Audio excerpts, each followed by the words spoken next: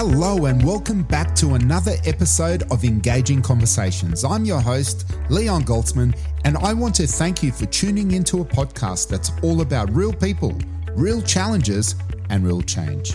Now, before we begin, I'd like to extend my gratitude to Niaz Kenneth from Invest Intelligence. Niaz continues to be a valued supporter of this program, and his commitment to community integrity and meaningful action reflects the very heart of what we share here. And today's episode is one that speaks to all of us. Our guest is Rachael Natoli, founder and CEO of Lokahi Foundation, a grassroots organization supporting people impacted by domestic and family abuse. Rachael is not only a Westfield local hero, she's a survivor, a mother of twin boys, and a strong, compassionate voice for unity, respect, and change. We explore how language shapes attitudes, how common phrases like boys will be boys can normalize harmful behavior, and why it's time for all of us, especially men, to step up. Rachael explains how simple conversations at home can make a difference, how male role models can shape the culture of respect, and why staying silent is no longer an option. This is an episode about courage, accountability, and creating a culture where respect isn't optional, it's expected. If you've ever wondered how you can be part of the solution, this conversation is a powerful place to start. So without further ado, let's get into it. My name's Rachael Natoli, and I'm the CEO and founder of the Lokahi Foundation. I was in a long-term abusive relationship, which is what led to me starting a charity to support women and children impacted by domestic and family abuse. And I'm a mum to 12-year-old boys and one of the world's biggest Roosters fans. Okay. Thank you for the opportunity to sit down and talk to you, because I know you do amazing things, not just here in the Sydney's eastern suburbs, but a lot of your good work gets noticed and recognised lots of places. Rather than me sharing it, do you want to tell us a little bit about one of your most recent acknowledgements that you got, one of your recognised awards? Well, maybe we should acknowledge that I was privileged enough to be nominated as a Westfield local hero in Bondi Junction last year. And thank you to all those who voted. That meant that I won the award of Westfield local hero. But for me, it's more about Lokahi actually being acknowledged for all the work that my caseworkers do on a daily basis, and a $20,000 check that goes towards all the hard work that we do. Certainly well deserved, but it's not really all about winning awards, because I know it's nice to receive awards and being recognised, but I think the real accomplishment comes with what you do for people who need your support. So Rachael, look, I know experts often point out inequality and everyday disrespect towards women are key drivers of violence. This suggests the language men use daily, even casual jokes or comments, can either reinforce or challenge those harmful attitudes. What do you think about that? I actually think that language plays a huge part in gender inequality. I think that we all need to be much more aware of the language that we're using, and it's something that even I'm still learning from. I remember being at a forum last year, and somebody that I have a lot of respect for in the Aboriginal community in Lismore spoke about the fact that we say, "Hey guys," when we're actually speaking to ladies, and why we're still using very male stereotypical language. So I think, we have a long way to go, all of us, in correcting that, just to make it non-gender specific. We're not asking everybody to be politically correct all the time, but just to take out the gender type language that we use every day.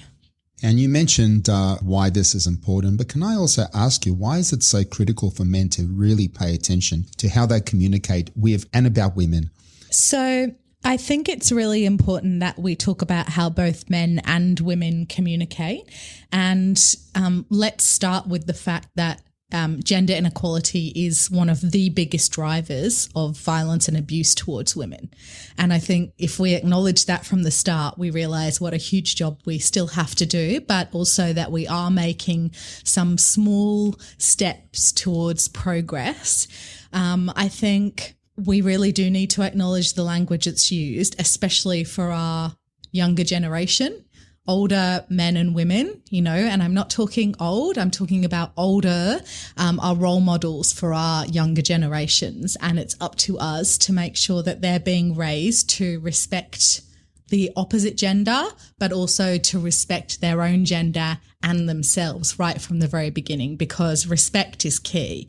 And when we have journalists, as we did in the last couple of weeks on mainstream radio stations, making comments about female sport, and let's be honest, Leon, a female sport that the World Cup a couple of years ago was one of the biggest watched events on TV, making inappropriate comments about female sport and referring to your own private parts in having those jokes is just so inappropriate now, and says to younger people that that's okay, that's acceptable, and we can continue to diminish women and continue to put down women in whatever roles that they've chosen, but especially in female sport, which is something we are trying to ensure has a bigger place in our world. Well, it's interesting you mentioned women as well. I mean, one of those phrases that we often hear, male, female, just about everybody, phrases like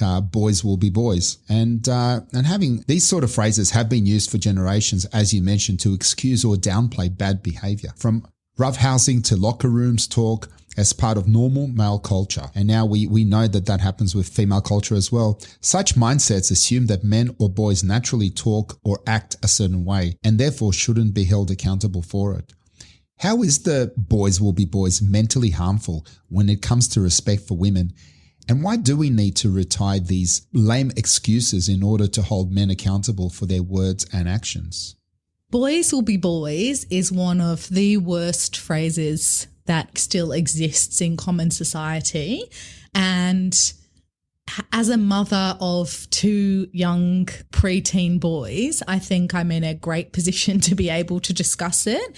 There are certainly some behaviours that I believe are much more obvious, much more common in male gender children than would be in female gender children. There's no doubt that there are physical changes that occur for boys that they're not happening for girls, and vice versa.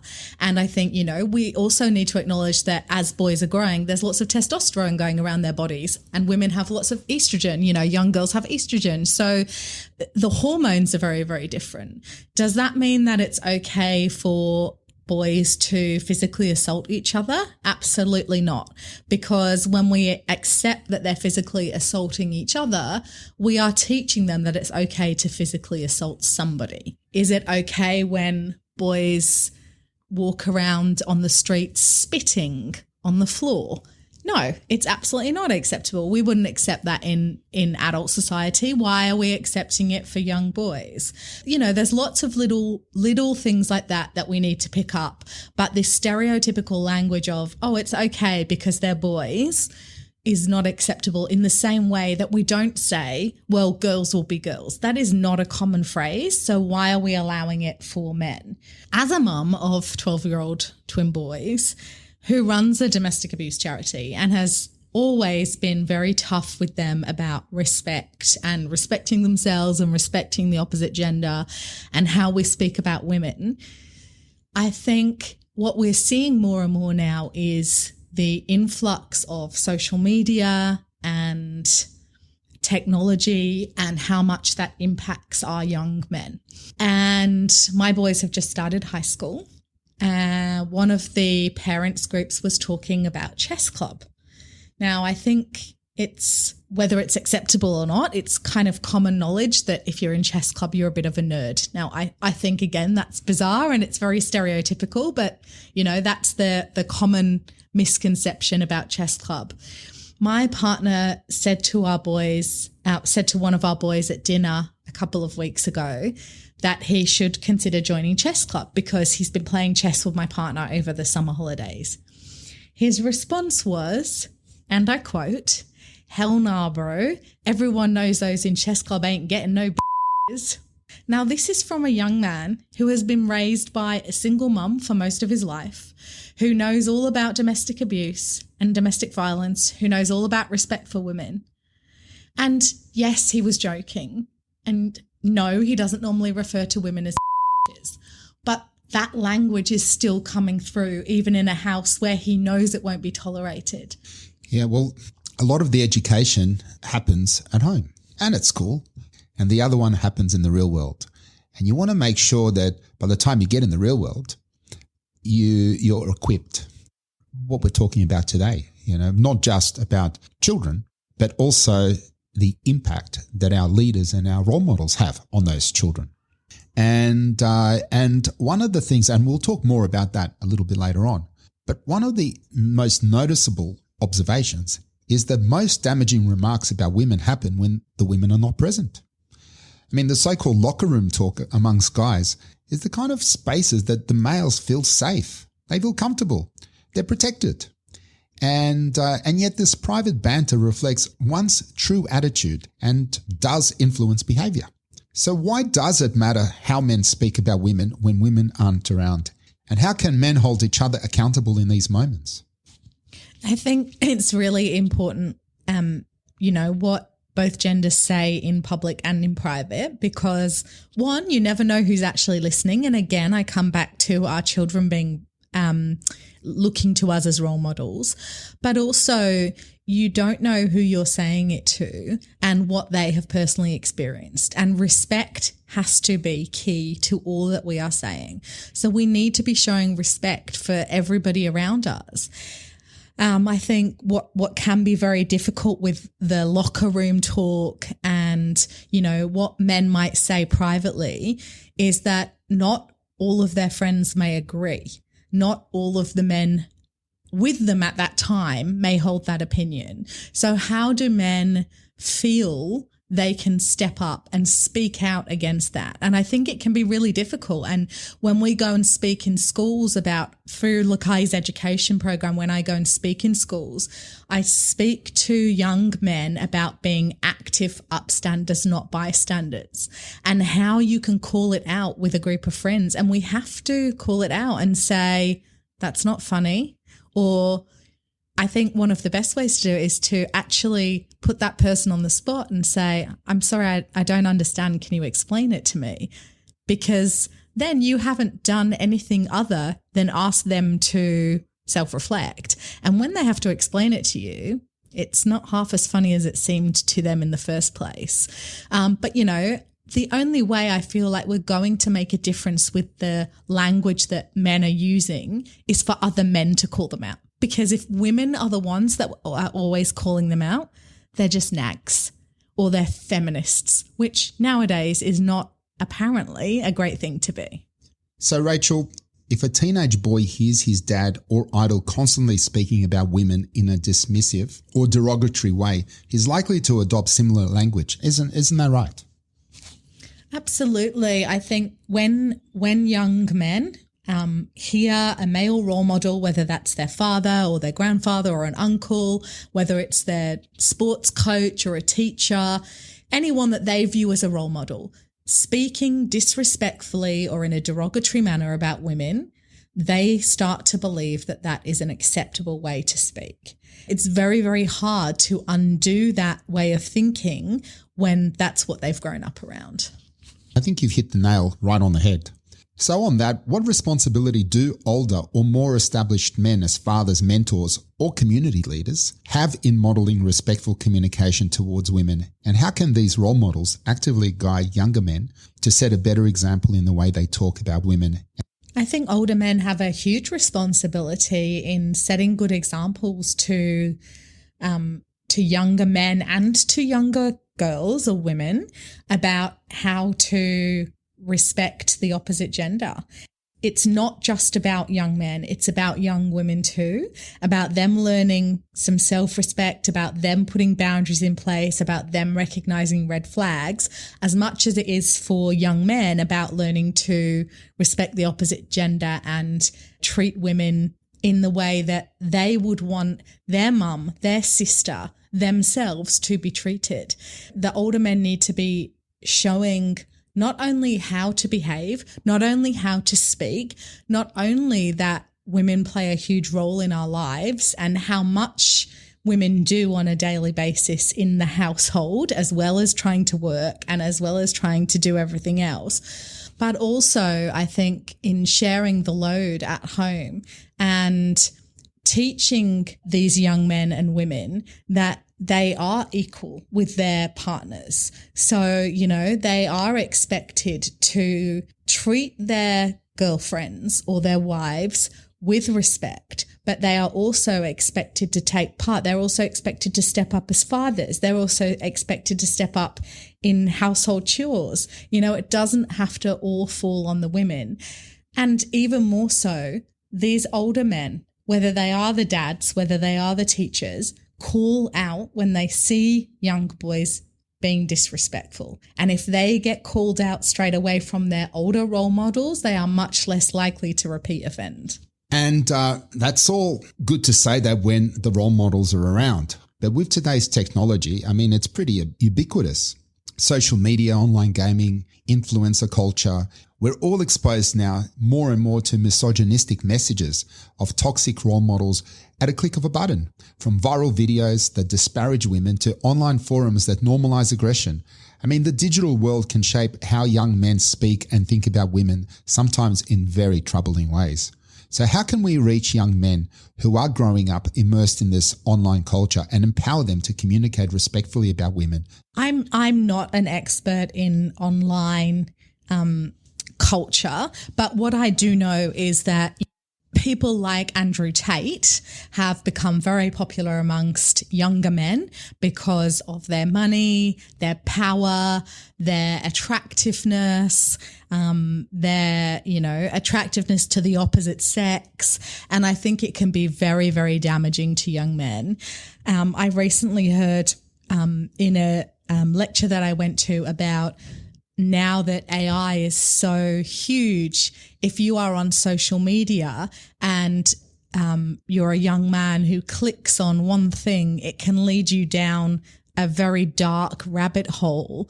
And before they know it, they are being very much exposed to a lot of misogynist information. And that can be really harmful. So what can we do to help our young ones to make sure that they aren't exposed to that, or at least make sure they have, you know, a much more balanced view? I think we have to keep those doors of communication open, as hard as it is with young teens or preteens. We have to just keep talking to them. I think that the move towards limiting social media or banning social media under a certain age is a great one, because it only serves to protect our children for a little bit longer and allow them to be kids. It's about also making sure that there's education in schools. For me, I believe that should be from kindergarten onwards, about respectful relationships, about toxic masculinity. So if we can educate our children year on year, they have a much better chance of understanding when they are exposed to that kind of stuff, that it's actually not something that they want to look into. So my understanding of what you're saying is empowering young children more or less to be able to make decisions for themselves. Yeah, absolutely. It's all about empowering our young ones to make the right decisions themselves. We know that as they're going through their teens, they're much less likely to listen to their parents. So we need to empower them to make those sensible decisions themselves. Starting children early, and then eventually, young men will enter the workforce. And when they do, some of them may end up in male-dominated or traditional blokey industries. So Rachel, what advice would you give to young men in the workplace, from apprentices and new grads to team leaders and veterans, about challenging disrespectful talk or attitudes toward women on the job? For young men coming into new workplaces, especially for, apprentices and new grads, I think it's very, very difficult for them to challenge attitudes and behavior where they're going in as the new kid and they're trying to establish themselves, and that's their main focus. I think what they need to remember is that you start as you mean to go on. And if they accept those attitudes disrespectful comments or sexist jokes from the beginning, they're actually going to have to accept them for the long run. Whereas, I think there are ways that they can do it without making themselves unpopular. When we look at male dominated sporting codes, we've come a long way in the last few years, but we still have a long way to go. Being an NRL fan myself, I've found it very, very difficult that we have introduced as a code less tolerance on violence against and disrespect towards women, and yet we've had players still allowed to play after they've been convicted, whether it's been in a criminal court, whether it's been overseas, or whether it's been accused and not actually got to a final hearing. And I think, it makes it very, very difficult for women to feel safe in those environments. I think for the young men, they really need to be thinking about whether they're willing to accept that behavior long term. And if they're not, speaking to somebody that they can trust to say that they don't feel comfortable in that environment, or calling it out. And as we said before, asking the person to explain it. It's the best way to do it without coming across as being rude or confrontational, just asking them to explain their joke.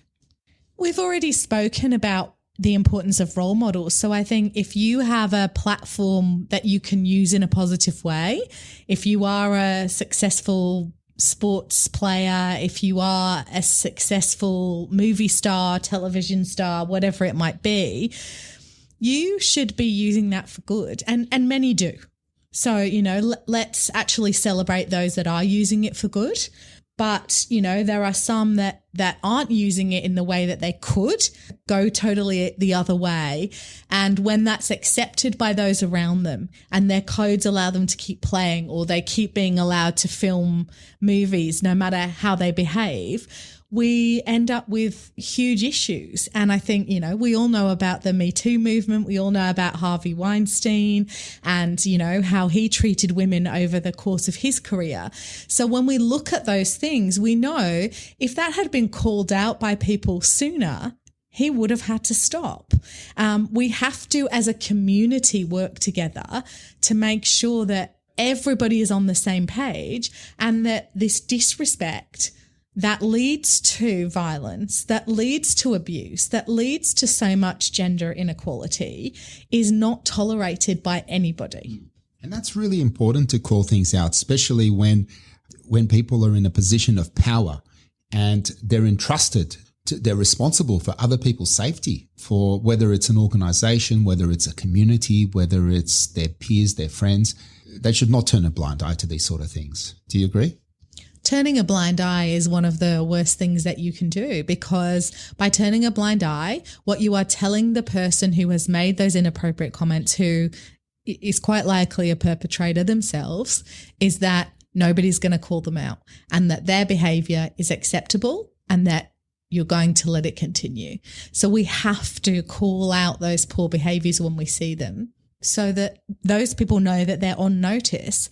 And we don't want them to have no fear of repercussions. We want them to know that they are being watched, they have been noticed, and we're going to continue looking at what they're doing and how they're behaving. And that does take a lot of courage, and it's important. I mean, one of the things about our podcast, our program, and having these conversations is to let people know that they're not alone. If they see something, they should call it out. So how can we ensure that the message of respectful communication and zero tolerance for abusers reaches men in all communities? What can community leaders do to make sure that men in the local area understand that disrespecting women is never okay, and inspire them to be part of the solution? I think that this message of respectful communication and zero tolerance for abuse is really important. And there's still a huge stigma around domestic and family violence. I think we don't like to talk about it. We don't like to acknowledge it. And I think that's very obvious from the fact that more women were murdered in Australia last year than any other year previously. And if you look at high-profile politicians, our Premier in New South Wales, our Prime Minister, the ministers for domestic violence, you will not see them comment on those statistics. And yet when two sailors unfortunately and very, very tragically passed away in the Sydney to Hobart, our Prime Minister was happy to put a post up straight away. That was two men. Really, really tragic, very sad for their families and, huge condolences for them. But what about the 70 women that were murdered as a direct result of domestic and family violence last year? It falls on deaf ears. And until we come together as a community and until our community leaders step up and lead that call, we are going to continue to see women being murdered in our country due to domestic and family violence. And it's not just about those that are murdered. It's about all of those women and children that are impacted every single day. There's so much domestic and family violence in New South Wales specifically now, and I speak about that because I was with the police commissioner last week. Police now attend a domestic violence incident in New South Wales every 3 minutes. Every 3 minutes, they're getting a call about domestic and family violence. And that comes from this culture of disrespect, this culture of keeping it behind closed doors, this culture of not calling it out when we see it. So, we have organizations like Our Watch that are doing lots of research and create some great initiatives to support. But ultimately, we have to involve the whole community. So if you're a community leader and you really want to make a difference, you need to go and speak to your local domestic violence services, find out what they're seeing. You need to involve victim survivors of domestic and family abuse because they've lived it. They know what's going on behind closed doors, and they often have great ideas of how we can combat the awful situation that this country is living through with domestic violence. So involving as many people as you can, but we have to stop calling this a women's problem. It is everybody's problem. Yes, it's mainly men perpetrating violence against women. That's what the stats tell us. But it is not only men perpetrating against women. There are women that perpetrate against men. There are same-sex relationships where rates are very, very high. We have to tackle it as a whole community, and we have to bring good men, respectful men, powerful men into this conversation, into these community calls if we really want to make a difference. So there are a lot of worthy causes out there who are doing great things and trying to. Or how effective are such organisations in actually shifting men's attitude and behaviours? And how can men who are listening today move beyond just wearing, say, a white ribbon or signing a pledge? What does it look like to live out the commitments in everyday life and truly be a role model in today's community? I think if you truly want to be a role model in today's community, when you come to gender inequality, domestic and family abuse, we have to take it back. We have to step back. And one of the biggest issues that I have at the moment is even women don't want to call themselves a feminist. Now, I've had friends of mine that say that they won't call themselves feminists because there's this old-fashioned view of what a feminist is. If you Google feminism is a movement that advocates for the equality of men and women in all aspects of life. Now, when you break it down to a definition, how many people do you know that do not want men and women to have equity and equality? There's many of us that disagree that men and women have different skills in some areas and that not as many women are going to be as strong as men, physically strong. There are certainly women that are stronger than many men, but generally men have different hormones and they are designed differently, so they are going to have different skills and expertise than women. That's not what we're talking about. We are talking about them being treated in the same way to achieve gender equity. Now, if women won't call themselves feminists, how can we expect men to call themselves feminists? And I know quite a few feminist men or men that would call themselves feminists, but not necessarily openly. Now imagine if we could get more men to acknowledge feminism for what it actually is. That would then mean that they were more willing to step up and take action towards gender equity. If we have better gender equity, if we achieve that, we're less likely to have domestic and family violence, because with gender equity means we have more respect for each other. We have to take it back to those basics so that we can try and achieve what we want to. And those male role models need to go and look up feminism, be able to call themselves feminists and say that they actually want to have gender equity. So there's a lot of valuable information covered here. As a final takeaway, what is the one practical change of action you would urge every man listening to adopt in how he talks or behaves to set a better example and help create a safer, more respectful culture for women and girls? What's a realistic starting point for men who want to make a positive impact right now? For men that are wanting to make a positive impact right now, I think there's a whole list of things that I can suggest. But if we're talking about being a male role model, then start calling out toxic behavior, start calling out toxic masculinity, start calling out disrespectful comments. Go home and speak to your children tonight, your son and your daughter, or either or, about what respect is, how they should be treating others, what they should be willing to accept themselves. And let's start by making those small differences at home. And, if you want to do more than that, there is so much more that you can do in terms of supporting local domestic and family violence charities. But, it all starts at home, and it starts with the way that we speak ourselves and the way that our children or our nieces and nephews or other children nearby hear us speak. If we can get that right and we can call out the other toxic behaviours that we see, we have a chance of actually changing the narrative. Rachel, thank you so much. So if people wanted to help out, get involved, how might they go about doing that? If people want to get involved with Lokahi specifically, then they can email us, they can contact us on social media.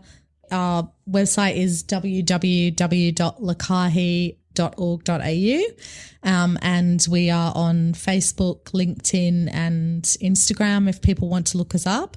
But I also suggest that you look up your local domestic violence charities. This isn't about Lokahi specifically, but about supporting women and children that are impacted by domestic and family abuse. So no matter where you are, go and find a local charity that you can support. It doesn't have to be financial support. You might have skills that you can offer. You might be happy to fundraise for them. You might be able to volunteer for them in some way. There is so much that we can do. And I'm sure they would love to bring women and men into their organizations in some way to, show that we can all work together to try and solve this issue.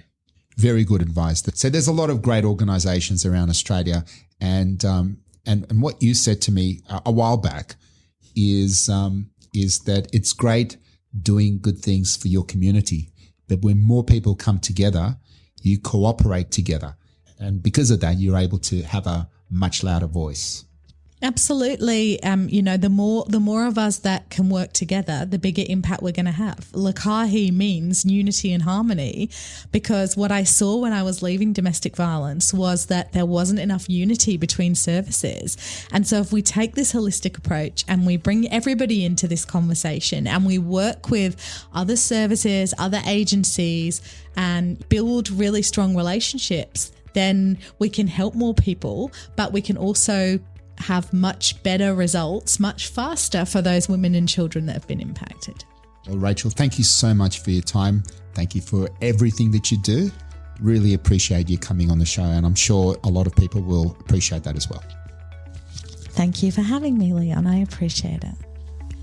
And that brings us to the end of another meaningful episode of Engaging Conversations.